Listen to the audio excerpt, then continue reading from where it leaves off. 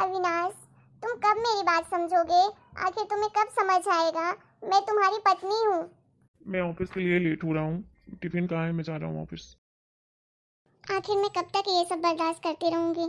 कब तक मैं सह पाऊंगी? अविनाश भी मेरी बातें नहीं सुनते हैं। मैं क्या करूं? मैं सासू माँ की कितनी भी इज्जत कर लूं, लेकिन वो हमेशा मुझे नीचा ही दिखाती रहती हैं। अब मैं कब तक बर्दाश्त करूंगी? आखिर ये कब तक चलता रहेगा? ऐसा कोई दिन नहीं है जो मेरा खुशी से निकले। हर एक दिन ऐसा ही निकलता है। बहू, नाश्ते में आज क्या बनाया है? जा लेकर आ। माँ जी, सूजी का हलवा बनाया है और पूरी बनाई है। ठीक है। सुरेश की माँ, ये घर में क्या चल रहा है? फिजूल खर्ची चल रही है। सुबह सुबह देसी घी का सूजी का हलवा बनाने की क्या जरूरत थी? काव्या, इधर सुन। जी माँ जी, बोलिए। क्यों बहू, तुझे किसने बोला था देसी घी का हलवा बनाने के लिए? फिजूल के खर्चा करती रहती है। तेरे मायके से आता है क्या घी? माँ जी, वो इन्हें हलवा बहुत पसंद है ना, इसलिए थोड़ा सा बनाया था आप सब लोगों के लिए। मैं सब जानती हूँ, तू एक नंबर की चटोरी है। तेरा खाने का मन किया होगा तो तूने बनाया होगा और नाम मेरे बेटे का लगा रही है। मायके में तो ये सब देखा नहीं, तो ससुराल में आके सारी ख्वाहिशें पूरी कर रही है। नहीं माँ जी, ऐसा नहीं है। मुझे आज ऑफिस जल्दी जाना है, मैं जा रहा हूँ। मुझे बहुत बुरा लग रहा है। माँ जी ऐसा क्यों बोलती है कि मैं अपने लिए बनाई हूँ? मुझे इस बात का ज्यादा बुरा लग रहा है कि अविनाश जी बिना हलवा खाए ही ऑफिस चले गए। अविनाश जी कभी किसी को बोलते कुछ क्यों नहीं है? मैंने तो उनके लिए ही बनाया था। माँ जी ने मुझे इतनी बातें सुनाई, लेकिन उनने एक शब्द भी नहीं बोला माँ जी को। मैं बहू हूँ ना इस घर की, मेरे पास कहाँ टाइम है? मुझे तो रोने तक का टाइम नहीं है कि मैं अपना दुख भी अपने साथ ले पाऊँ। मुझे तो अभी सारे घर का काम करना है, नहीं तो अभी माँ जी चिल्लाने लगेंगी। मैंने तो सिर्फ गाजर का हलवा ही बनाया था। ऐसा क्या कर दिया था कि माँ जी ने इतनी बातें सुना दी मुझे? अभी अभी तो मैंने इतना सारा काम किया है, फिर भी माँ जी बड़बड़ाती रहती है। क्या करती है पूरे दिन? क्या करती है? कुछ तो नहीं करती है, ऐसे बोलती रहती है। मम्मी पापा, आपकी बहुत याद आ रही है मुझे। मुझे पता है आप लोगों ने मुझे कितने नाजों से पाला है। मुझे आज भी याद है कि एक बार मैंने गाजर के हलवा बनाने के लिए कहा था, लेकिन माँ ने सूजी का हलवा बना दिया था। तो पापा को जब ये पता लगा था, वो तुरंत बाजार गए, वहाँ से मेरे लिए ढेर सारा गाजर का हलवा लाए थे।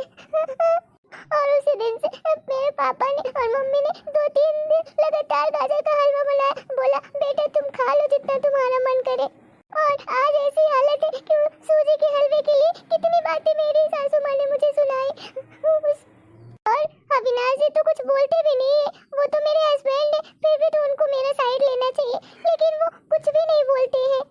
मुझे तो सासू माँ पे और पापा जी पर गुस्सा नहीं आ रहा, मुझे तो अविनाश पे आ रहा है कि उनने मेरी साइड क्यों नहीं ली। वो तो मुझे जानते हैं कि मैं कैसी हूँ, लेकिन वो ऐसे चुप क्यों रहते हैं? अविनाश जी, आ गए आप ऑफिस से? अविनाश जी, मुझे आप पर बहुत गुस्सा आ रहा है। आपने सुबह सासू माँ ने मुझे इतना कुछ सुनाया, लेकिन आपने कुछ बोला क्यों नहीं? आपको तो पता है ना कि मैं कैसी हूँ। मैंने अपने लिए कुछ नहीं बनाया था, फिर आप क्यों चुप रहते हो? आखिर मुझसे क्या चाहते हो आप मेरा साथ क्यों नहीं देते हो? आप सोच भी नहीं सकते मेरे ऊपर क्या बीतती है। देखो काव्या, मैं तुमको एक बात साफ साफ बोल देता हूँ, इस घर में केवल माँ और पापा के पसंद का ही खाना बनेगा। आगे से इस बात का ध्यान रखना, आगे से मेरी पसंद का कुछ मत बनाना। छोड़ो आप, मैं आपसे उम्मीद भी कैसे कर रही हूँ कि आप मुझे कुछ बोलेंगे? आखिर मेरा क्या कसूर है? मैं क्यों ये सब सह रही हूँ? आखिर मैंने ऐसा क्या गुनाह किया है? बस यही किया है ना कि मैं अविनाश जी से बहुत प्यार करती हूँ, लेकिन अब क्या कर सकते हो, अपनी किस्मत को ही कोस सकती हूँ। माँ जी, मैं बहुत दिनों से आपसे एक बात बोलना चाह रही थी। हाँ बोल, क्या बोलना था तुझे? माँ जी, मैं अपने घर जाना चाहती हूँ कुछ दिन के लिए। मैं बहुत दिनों से गई नहीं हूँ, माँ पापा की बहुत याद आ रही है। अगर आप कहें तो आज ही चली जाऊँ। कई दिन पहले माँ का फ़ोन भी आया था, कह रही थी कि पापा की तबीयत ठीक नहीं है, इसलिए मैं उन्हें देखने जाना चाह रही थी। 2-4 दिन रुककर फिर आ जाऊँगी आपके पास वापस। काव्या, तू तो बोल के जाती है कि 2-4 दिन के लिए जा रही हूँ, लेकिन वहाँ जब भी जाती है 1 सप्ताह से वापस नहीं आती है। घर का काम कौन करेगा? तेरे ससुर और मेरा बेटा शाम को थक हार कर घर आएंगे, यहाँ उन्हें खाना भी नसीब नहीं होगा। मुझे तो चक्कर आ रहे हैं, मैं खाना नहीं बना सकती। जाना है तो 1 दिन के लिए चली जा। ठीक है माँ जी, मैं चली जाती हूँ। 1 दिन के लिए ही चली जाऊँगी, फिर आ जाऊँगी वापस। अरे दीदी आप? हाँ भाभी कैसे हो आप? और मम्मा पापा कहाँ हैं? दिख नहीं रहे हैं। अरे दीदी क्या बताऊं, उन दोनों के घर में पैर ही कहाँ टिकते हैं, मन ही नहीं लगता। तीर्थ पर गए होंगे, न जाने कब आएंगे। वैसे तुम बताओ दीदी, कितने दिनों के लिए आई हो? क्योंकि मुझे भी अपने पीहर जाना था। क्या ये वही भाभी है जो मुझे इतना प्यार करती थी? ऐसे बियर्ड मुंह से क्यों बात कर रही है मुझसे? कहीं ऐसा तो नहीं कि पहले जो मैंने अपने ज़मीन के हिस्से के पेपर में साइन कर दिया था तो इसलिए वो मुझसे प्यार से बात करती रही होंगी। अब असली रंग अपना दिखा रही हैं।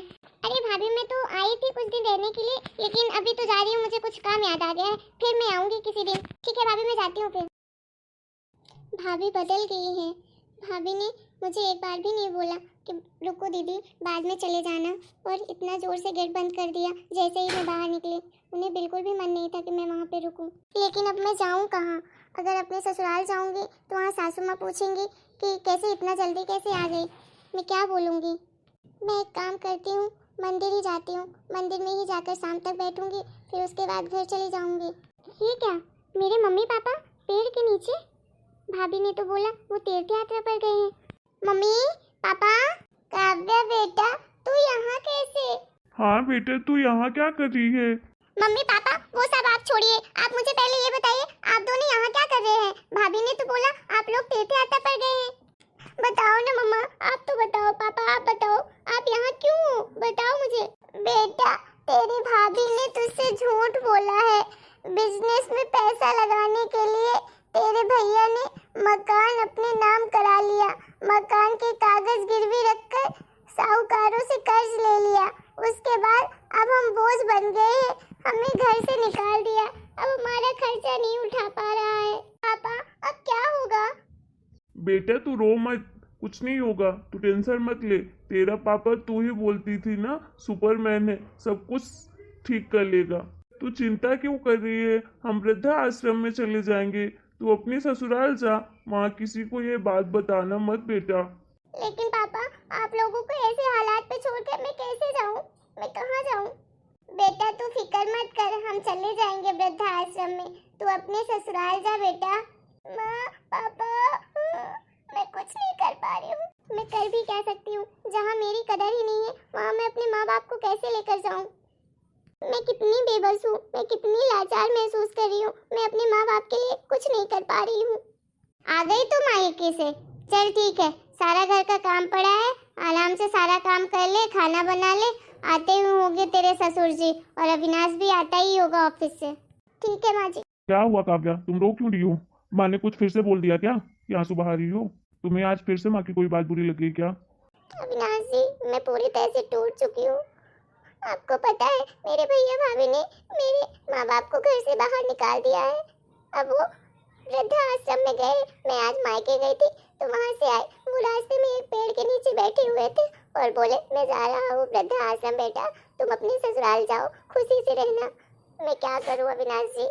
अविनाश जी क्या ये हो सकता है क्या कि मैं अपने माँ पापा को यहाँ लेकर आऊँ? वो इस उम्र में कहाँ जाएंगे? चलो मुझे नींद आ रही, मैं सोने जा रहा हूँ। मैं इनसे उम्मीद भी कैसे कर सकती हूँ? ये तो कुछ नहीं करेंगे, मुझे ये कुछ करना पड़ेगा। आज से तो मैं भी इनके माँ बाप की सेवा नहीं करूँगी। देखती हूँ कौन इनकी सेवा करेगा। मेरे माँ बाप तो दिखाई नहीं दे रहे हैं, कहाँ चलेंगे?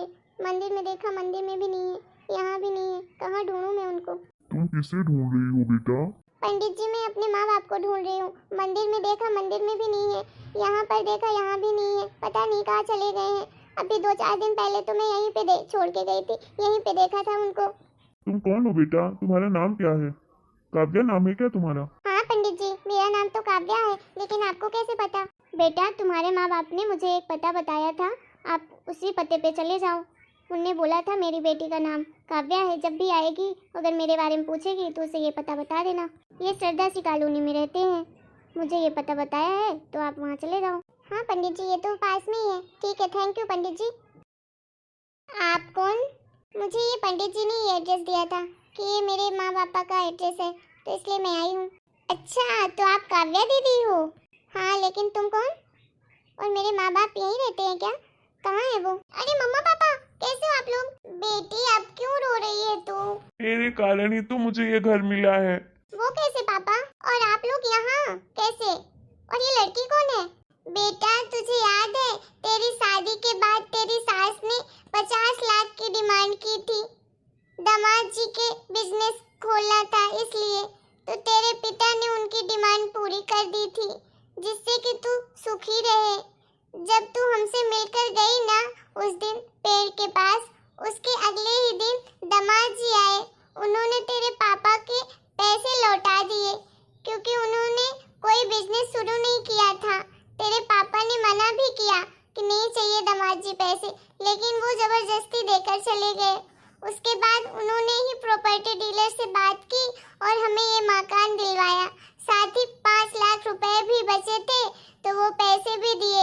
इससे उन्होंने एक हमारे लिए केयर टेकर लड़की भी रख दिए जो हमारी सेवा करे। क्या माँ, उन्होंने इतना सब कुछ किया? उन्होंने तो मुझसे कुछ भी नहीं बोला, कुछ भी नहीं बताया। ठीक है माँ, ये बहुत अच्छी बात है। आप लोग अच्छे से रहो और मैं घर चलती हूँ। मैं अभी सब्जी लेने आई थी तो आपके बारे में पता चला, फिर मैं आके मिलती हूँ आपसे। मैं अविनाश जी के लिए कितना गलत सोचती थी, कितना उनको भला बुरा बोल रही थी, सोच रही थी उनके बारे में, लेकिन वो तो कितने अच्छे इंसान हैं। उन्होंने मेरे माता पिता के लिए इतना कुछ किया और मुझे बताया तक नहीं। इतना तो कोई सगा बेटा भी नहीं करता है। अब क्या हुआ काव्या तुम्हें? अब ऐसे क्यों बैठी हुई हो? अविनाश जी, मुझे सब कुछ पता चल गया है। आपने ऐसा क्यों किया? अगर माँ जी को पता लग गया ना तो क्या होगा, आप सोच भी नहीं सकते हो। अच्छा, तो तुम ये बोलना चाहती हो कि जो भी मैं करूँ तो तुमसे पूछ कर करूँ, तुम्हें बता कर करूँ। और एक बात जान लो काव्या तुम, कि जैसे तुम्हारे लिए मेरे माता पिता है वैसे ही मेरे लिए भी तो वो माता पिता है। मैंने पैसे लेते समय ही सोच लिया था कि एक दिन ब्याज के साथ सारे पैसे लौटा दूंगा, लेकिन जब बिजनेस शुरू नहीं हो पाया तो मैं इन पैसों को अपने पास रखकर सही समय आने का इंतजार कर रहा था। अगर मैं तुम्हारे माता पिता को अपने घर ले आता तो उनको अच्छा नहीं लगता, उनको आत्मसम्मान हर दिन उन्हें धिक्कारता रहता कि मैं अपनी बेटी के घर कैसे रह सकता हूँ, क्योंकि किसी भी माँ बाप को अपनी बेटी के घर पे रहना पसंद नहीं आता है। क्योंकि मुझे पता था कि वो यहाँ आते तो बहुत ज्यादा अपमानित महसूस करते, इसलिए मैंने ये सब किया। अविनाश जी, मुझे माफ कर दीजिए, मैंने आपको कितना गलत समझा। आज तक मुझे बस यही लगता था कि आप कुछ क्यों नहीं बोलते हैं, आप मेरा साइड क्यों नहीं लेते हैं। आज तक सिर्फ और सिर्फ मैं आपको गलत ही समझती रही। अरे काव्या बहू, वो पैसे तो हमने उधार लिए थे तुम्हारे माता पिता से, क्योंकि मैं अपने बेटे को बिजनेस स्टार्ट करवाना चाह रही थी। माँ जी आप? हाँ काव्या बहू, मैं। अरे बेटा, वो पैसे तो मैंने और अविनाश ने पहले ही सोच लिया था, या तो हम बिजनेस स्टार्ट करेंगे तो हम ब्याज सहित तुम्हारे माँ बाप को लौटा देंगे, लेकिन बिजनेस स्टार्ट नहीं हुआ तो वो पैसे तुम्हारे सेफ ही रखे हुए थे अविनाश के पास। हमें लगा जब उन्हें ज़रूरत होगी तो वो मांग लेंगे हमसे। माफ कर दीजिए माँ जी, मैं आप लोगों के बारे में बहुत गलत सोच रही थी। मैं ये सोचती थी आप लोग मुझसे ऐसे क्यों बात करते हैं, लेकिन आप लोग बहुत ही अच्छे हैं। अरे काव्या बहू, चल चुप हो जा, अब सो जा, रात ज्यादा हो गई है। सुबह का नाश्ता भी बनाना है, टाइम पर बनाना, नहीं तो फिर से चिक चिक करूंगी। अंत भला तो सब भला। मैंने तो अपने सास ससुर को और अपने अविनाश जी को बहुत गलत समझा, लेकिन वो लोग तो बहुत अच्छे निकले। सब लोग को अपना अपना प्यार जताने का तरीका अलग होता है, इसलिए हमें कुछ बातों से उन्हें जज नहीं करना चाहिए। और अगर आप लोगों को मेरा ये वीडियो अच्छा लगा हो तो मेरे चैनल को सब्सक्राइब करें और वीडियो को लाइक करें, शेयर करें, कमेंट करें।